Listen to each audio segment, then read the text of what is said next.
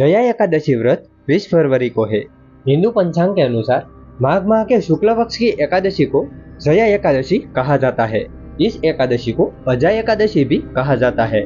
इस व्रत को सुनने मात्र से भूत प्रेत की योनियों में से भी मुक्ति मिलती है। जया एकादशी बहुत ही शुभ एकादशी मानी जाती है।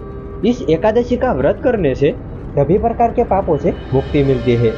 शास्त्रों के अनुसार इस एकादशी का व्रत करने से व्यक्ति को भूत प्रेतों से भी मुक्ति मिलती है। मान्यता के अनुसार जो भी भक्त सच्ची श्रद्धा से जया एकादशी का व्रत रखता है उसे पुण्य की प्राप्ति होती है। इस दिन भगवान विष्णु की पूजा करने से दोषों से मुक्ति मिल जाती है। तो मित्रों, अब हम जानेंगे जया एकादशी की कथा के बारे में। इंद्र के दरबार में एक गंधर्व गीत गा रहा था, लेकिन उनका मन अपने प्रियतम को याद कर रहा था, जिस कारण से उनकी लय बिगड़ गई।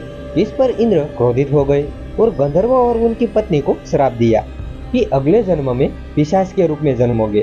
पिशाच योनि में जन्म लेकर पति पत्नी कष्ट भोग रहे थे। सहयोगवश माघ माह के शुक्ल पक्ष की एकादशी के दिन उन दोनों ने दुख से व्याकुल होकर कुछ भी नहीं खाया और सर्दी के कारण रात को सो भी नहीं सके।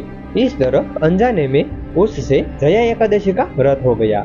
इस व्रत के प्रभाव से वह दोनों श्राप से मुक्त होकर अपने मूल रूप में आ गए और स्वर्ग पहुंच गए। जब देवराज इंद्र ने गंधर्व को अपने असली रूप में देखा तो वह आश्चर्यचकित हो गया। गंधर्व और उसकी पत्नी ने बताया कि उसने अनजाने में जया एकादशी का व्रत हो गया। इस व्रत के पुण्य से उसे पिशाच योनि से मुक्ति मिली। शास्त्रों में बताया गया है कि इस व्रत के दिन सच्चे मन से भगवान विष्णु की पूजा करनी चाहिए। मन में घृणा, छल, कपट, काम वासना के भाव नहीं होने चाहिए। नारायण स्तोत्र और विष्णु सहस्त्र नाम का जाप करें।